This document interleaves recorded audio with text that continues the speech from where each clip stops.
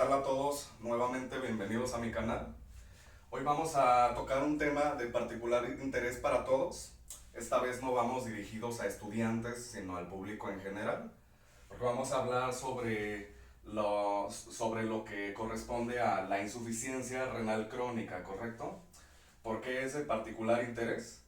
Porque particularmente aquí en Occidente estamos hablando de una enfermedad crónico-degenerativa que pues tiene mucha prevalencia y en este caso un gran índice de mortalidad, ¿verdad? Vamos a hablar sobre factores de riesgo, tenemos aquí, vamos a explicar un poco la fisiología de los riñones. Primeramente, en los factores de riesgo podemos dividir estos en aquellos que son modificables, es decir, que nosotros tenemos el poder de aminorarlos o prevenirlos, y los no modificables, aquellas enfermedades que son congénitas, autoinmunes o genéticas, que inminentemente me pueden causar una enfermedad renal crónica, ¿verdad?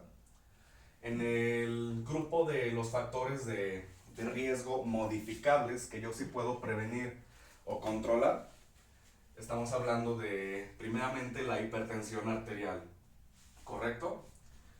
¿Por qué es que la hipertensión arterial me puede producir daño en los riñones? Primeramente porque, bueno, la presión arterial, estamos hablando que es la fuerza con la que la sangre impacta en las paredes arteriales, ¿correcto? En este caso, cuando nuestra sangre mantiene cifras altas de esta presión que se elevan, produce daño en los vasos sanguíneos, particularmente si nos centramos en el riñón, estaríamos hablando que me va a dañar los glomérulos, que corresponde a la red de capilares a través de la cual los riñones expulsan las impurezas y a su vez mantienen los productos que deben estar en el organismo, ¿verdad? Porque los riñones sabemos que tienen la función de eliminar productos de desecho. No obstante, también muchas otras sustancias y biomoléculas tienen la función el riñón de mantenerlas en el torrente sanguíneo muy bien para que cumplan su función fisiológica o metabólica. Entonces, al momento en que yo tengo una presión arterial elevada, mis glomérulos, que son vasos sanguíneos pequeños, se van a dañar por el impacto tan fuerte que están recibiendo, ¿correcto? Por otra parte, cuando yo mantengo altas cifras de presión arterial, mi suministro de sangre a nivel sistémico, es decir, a nivel de todo mi cuerpo, no es del todo óptimo, ¿correcto? No va a llegar suficiente sangre para eliminar todo el índice de impurezas que necesito excretar, ¿verdad? Por otra parte, tenemos la diabetes mellitus, que son aquellas diabetes en las que la glucosa en sangre sube. Aquí primordialmente es debido a la glicación, ¿correcto? La glicación no es otra cosa más que la adherencia del azúcar o de la glucosa a las moléculas del cuerpo. Si en este caso la glucosa se mantiene elevada por mucho tiempo, va a empezar a glicar tanto mis arterias como otras moléculas también. Y bueno, en los glomérulos, nuevamente hablando de los glomérulos, esto se traduce a una disfunción por la estenosis o por la estrechez que causa la glicación a nivel de los glomérulos, ¿verdad? Aunado a que esa estrechez, esa acumulación de este cuerpo extraño que es la glucosa para los tejidos, que no debe estar ahí, esto propulsa una respuesta inflamatoria. Esto es que mis células inmunológicas, por ejemplo mis glóbulos blancos, van a empezar a intentar eliminar ese cuerpo extraño. En este caso estamos hablando todavía de la glucosa, pero también van a empezar a dañar mis vasos sanguíneos, que son los glomérulos pues a nivel renal, ¿correcto? Es por eso que la diabetes mellitus y la hipertensión arterial son los dos factores de riesgo modificables a los que se atribuye la enfermedad renal mayormente, ¿correcto? Mm, Tenemos por otra parte el consumo de fármacos. Son muchos fármacos los que llegan a producir enfermedad renal. No obstante, primordialmente tenemos el grupo de los AINES, ¿correcto? Los AINES son los analgésicos convencionales que nosotros consumimos para el dolor de cabeza, que tomamos a veces para la sintomatología de un resfriado. Estamos hablando de ibuprofeno, naproxeno, indometacina, perdón, ketorolaco, todos aquellos que son de venta libre y que son los de primera elección cuando nos duele alguna parte del cuerpo, ¿verdad? ¿Qué pasa con estos fármacos? Bueno, además de que su metabolismo por sí solo es pesado para los riñones, estos fármacos inhiben unas sustancias llamadas prostaciclinas, ¿correcto? ¿Qué hacen las prostaciclinas? Mantienen un buen calibre en los vasos sanguíneos, en este caso tanto a nivel de las arterias grandes como de los pequeños capilares, nuevamente hablando de los glomérulos, y al momento en que baja mi producción de prostaciclinas, pues mis vasos sanguíneos se cierran, ¿no? Entonces eso hace que eventualmente colapse la función renal y, y pues eso es básicamente por eso, ¿verdad? Tenemos también el alcoholismo, que ya sabemos, no obstante, el metabolismo del alcohol es a nivel hepático, su excreción mayormente es a nivel renal, ¿correcto? Y esto pues hace una gran labor el riñón para poderlo excretar, ¿correcto?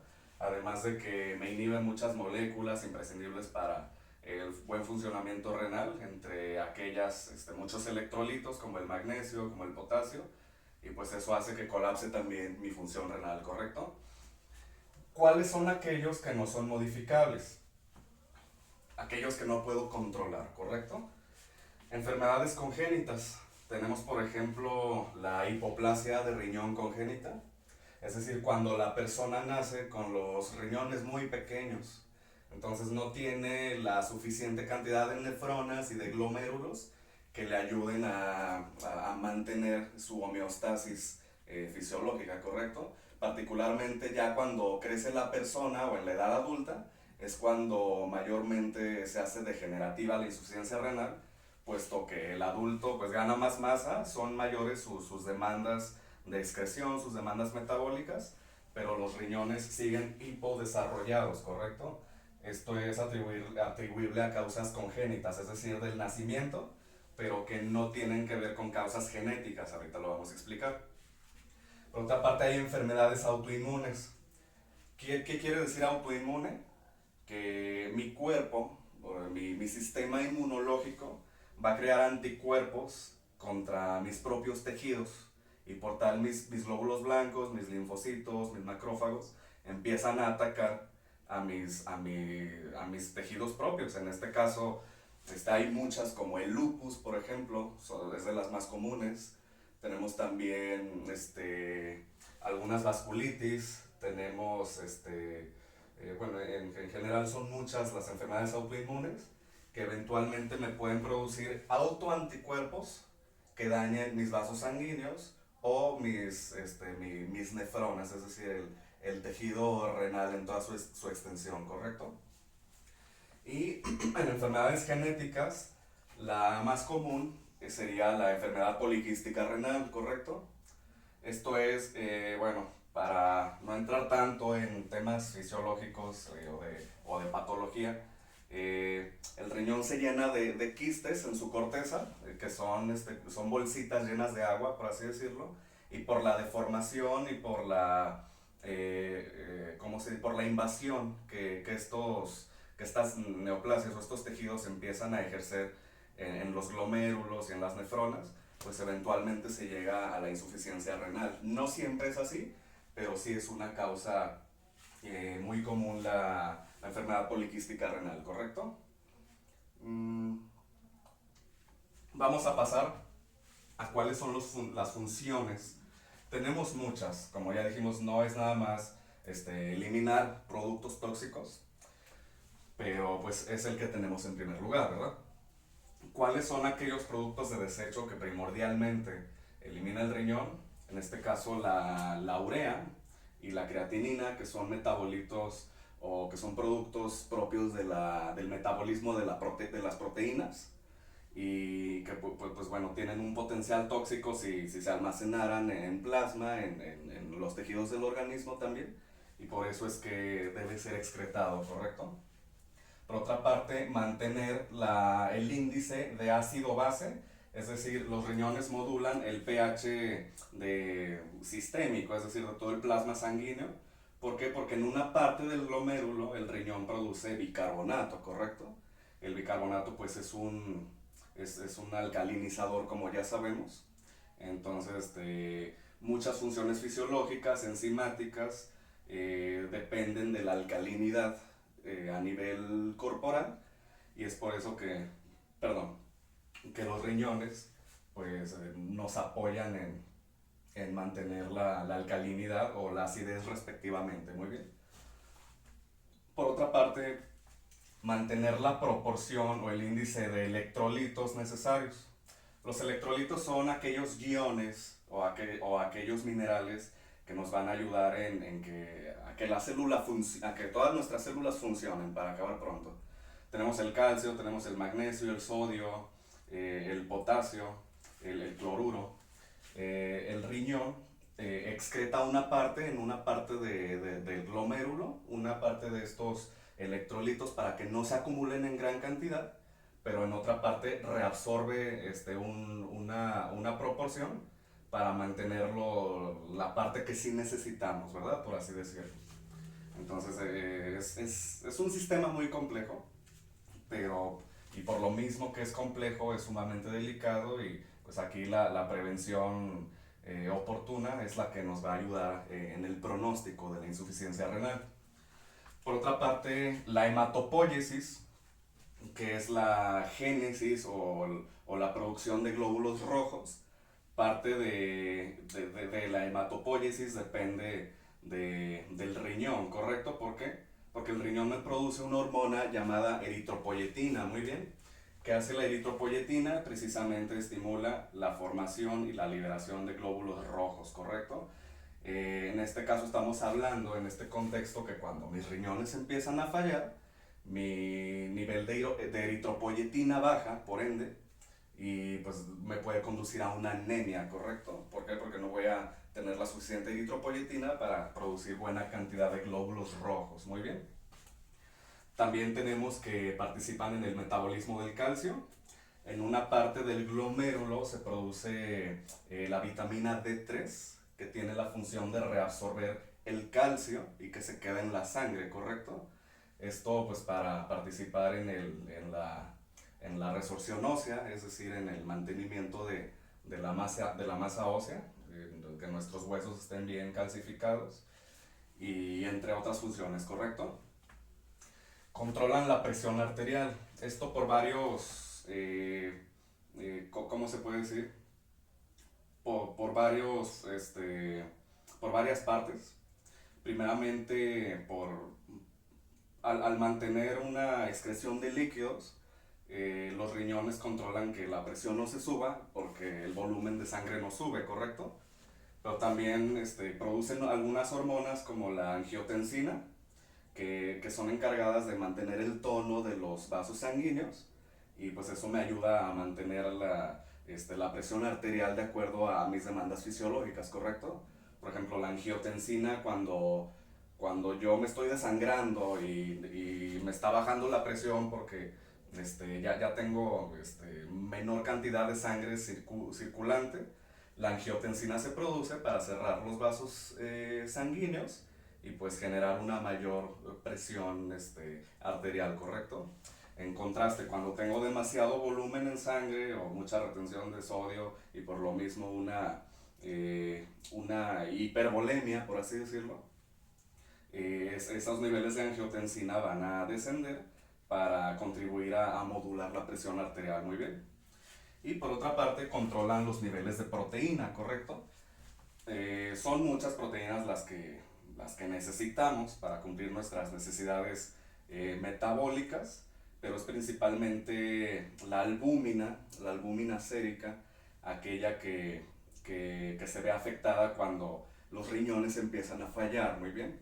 ¿Qué es la albúmina? En este caso es la proteína que le confiere densidad al plasma sanguíneo, por así decirlo. La sangre necesita esta densidad para mantenerse, para que mantenga su hemodinamia o sus propiedades mecánicas adecuadas. ¿Qué pasa cuando tengo hipoalbuminemia o bajan estos niveles de albúmina?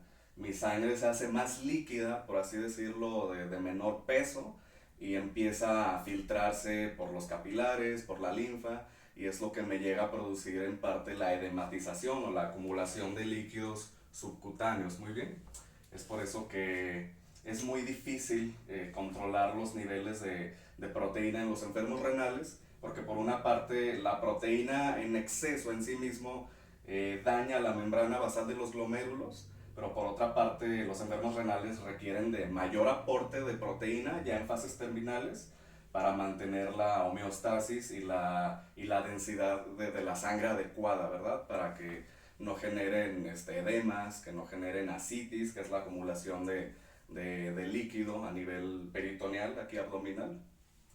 Y pues bueno, es muy complejo, ¿verdad? Es por eso que, que debemos cuidar nuestros riñones. Podemos dividirlo en 5 grados, esto no lo vamos a explicar muy a fondo, pero para acabar pronto, tanto del grado 1 al grado 3 se manejan farmacológicamente, es decir, con diuréticos, con medicamentos que ayuden a depurar toxinas, con antihipertensivos incluso, con eritropoyetina para suplantar la baja producción de eritropoyetina, como ya dijimos, etcétera, etcétera, ¿verdad? Ya es a partir del grado 4 y 5 que se considera grave, que requiere de diálisis o del trasplante respectivamente, ¿verdad? Y pues esto ya lo decide el médico especialista de acuerdo a las necesidades de cada quien. ¿Cuáles factores son aquellos o qué es lo que puedo hacer yo para prevenir el daño renal crónico? Enfocarme precisamente en evitar o en controlar los factores de riesgo modificables, ¿correcto? Es decir, para yo no desarrollar hipertensión, pues tengo que modular el consumo de sal, el consumo de estimulantes, tengo que controlar mi peso, es decir, que mi talla, mantenerme delgado, hacer ejercicio, para que mi sistema cardiovascular esté sano, ¿verdad? Por otra parte, si soy hipertenso, pues tratar de mantener las cifras correctas de presión arterial, dando seguimiento médico adecuado y también los factores que a mí me corresponden en cuanto a la dieta y el ejercicio, pues llevarlos a cabo, muy bien. En el caso de la diabetes mellitus, pues también, ¿verdad? Si yo ya soy diabético, cuidar mi dieta, cuidar mi medicación, ya sea si soy tipo 1 y necesito insulina o si soy tipo 2 y necesito mi metformina o mi glibenclamida, respectivamente. Esto ya se decide de igual forma, pues de forma individualizada para cada paciente, muy bien. De igual forma, no abusar de los analgésicos. No por cualquier dolor de garganta yo voy a recurrir al naproxeno o al ibuprofeno. No por cualquier cefalea ya voy a estar tomando igual una aspirina o un ibuprofeno. Bueno, la aspirina, cabe recalcar, es el único AINE que no tiene estas secuelas, pero ese ya es otro tema, ¿verdad? Pero en general no abusar de medicamentos. Si tengo yo medicamentos de prescripción de cajón, pues ese sí hay que seguirlo, pero no tomar medicamentos de forma arbitraria, muy bien. Y por otra parte, el alcoholismo y en general todas las toxicomanías, pues evitarlas, ¿verdad? Estamos hablando también del tabaquismo. El tabaquismo es un gran factor de riesgo para desarrollar insuficiencia renal a largo plazo y en general pues todas las drogas, ¿no? Espero que haya quedado un poco claro el tema. Estamos abordando generalidades como siempre, esto es dirigido al público y pues con la iniciativa y la pretensión de incentivarlos a cuidar su salud y llevar una cultura preventiva. Muy bien, quedo al tanto como siempre de sus comentarios y como siempre ha sido un gusto. Hasta la próxima.